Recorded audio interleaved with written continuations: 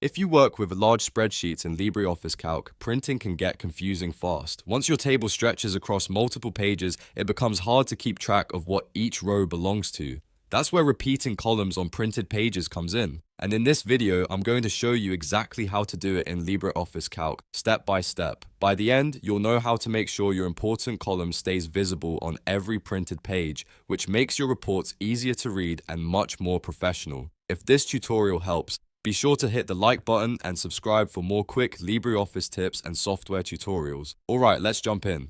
First, open LibreOffice. If you're starting from scratch, you can click Calc Spreadsheet from the Create section on the left side. Or, if you already have a spreadsheet ready, just open your existing file. Once your spreadsheet is open, look at the top menu bar and click Format. This menu contains several options for adjusting how your spreadsheet looks and prints. From there, move down to Print Ranges. This is the area where LibreOffice lets you control exactly what gets printed and how it behaves across pages. When the submenu appears, click Edit. This will open the print range settings for your spreadsheet. Now, in the settings window, look for the option labeled Columns to Repeat. This is the key setting that tells LibreOffice which column should appear on every printed page. Click inside that box, then choose the column you want repeated. Usually this is the first column, especially if it contains names, item numbers, categories, or any label that helps explain the rest of your data. After you've selected the right column, click OK to save your changes. That's it. The selected column will now repeat on all printed pages,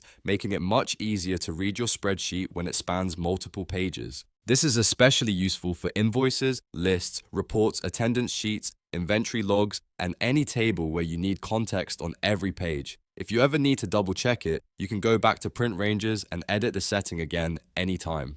A quick tip before you print: always use Print Preview if possible, so you can confirm that the repeated column appears exactly where you want it. That way, you won't waste paper printing a layout that needs to be adjusted again. And that's how you repeat columns on printed pages in LibreOffice Calc. If this video helped you out, please give it a like, subscribe to the channel, and turn on notifications so you never miss the next tutorial. Thanks for watching, and I'll see you in the next one.